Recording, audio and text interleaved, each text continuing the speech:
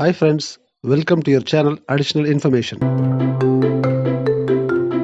This video is sponsored by SBO, School of Business Organization Private Limited, Tiruvannamalai, Tamil Nadu.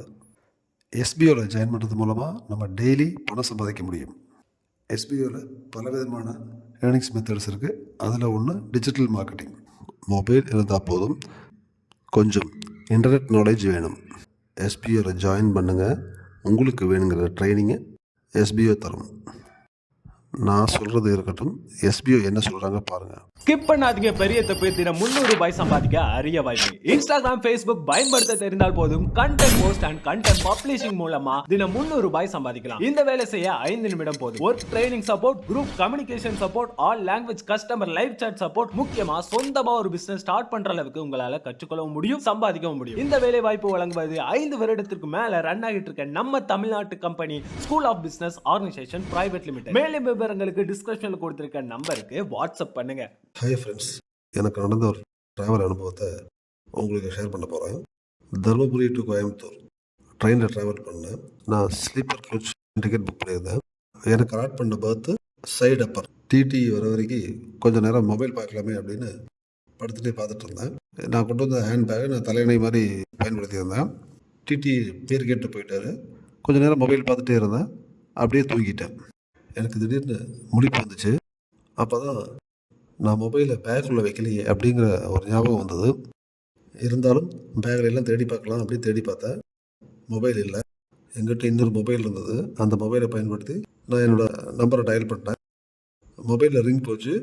Mobile எங்கே இருக்குது அப்படின்னு பார்த்தா அது கீழே படுத்தவருடைய பர்த்தில் அவர் பக்கத்தில் இருந்தது. அவருக்கு முழிப்பு வந்து அவர் அந்த மொபைலை எங்கிட்ட எடுத்து கொடுத்துட்டாரு.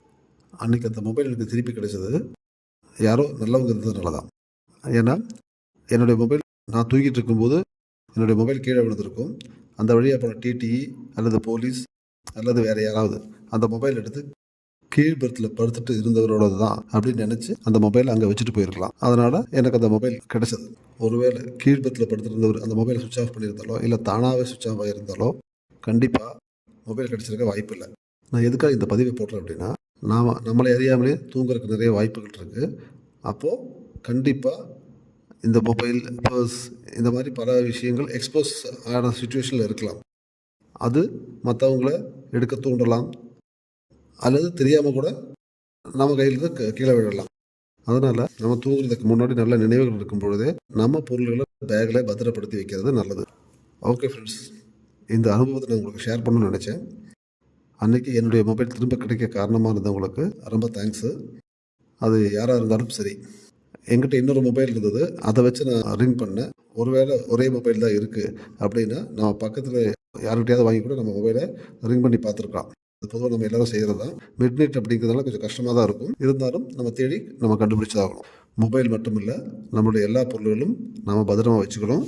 ட்ராவல் பண்ணும்போது என்ன நடக்கும் அப்படிங்கிறது நமக்கு தெரியாத விஷயம். அதனால் நம்மளுடைய பொருளை நாம் தான் பத்திரமா வச்சுக்கணும். அப்படி எந்த மொபைல் காணாமல் போச்சு உங்கள் மைண்ட் வாய்ஸ் எனக்கு கேட்குது. இதுதாங்க ஃப்ரெண்ட்ஸ் அந்த மொபைல். இதுக்கு தான் அந்த அறப்பறையா? ஹாய் ஃப்ரெண்ட்ஸ், அப்புறம் இன்னொரு தகவல். ஐஆர்சிடிசி யூடிஎஸ் ரிசர்வ்டுக்கு தனியாக, அன்ரிசர்வ்டுக்கு தனியாக. ரிசர்வ்டுக்கு ஐஆர்சிடிசி, அன்ரிசர்வ்டுக்கு யூடிஎஸ். இந்த 2 ஆப்பை யூஸ் பண்ணிகிட்டு இருந்தோம். நிறைய அப்டேட்ஸோட ரயில் ஒன் அப்படிங்கிற ஆப்பை ரயில்வே டிபார்ட்மெண்ட் இன்ட்ரடியூஸ் பண்ணியிருக்காங்க. அந்த ஆப் யூஸ் பண்ணி ரிசர்வ்டு, அன்ரிசர்வ்டு 2 டிக்கெட்டுமே புக் பண்ணிக்கலாம். மறக்காமல் லைக் பண்ணுங்கள், ஷேர் பண்ணுங்கள், சப்ஸ்கிரைப் பண்ணுங்கள். Thank you friends.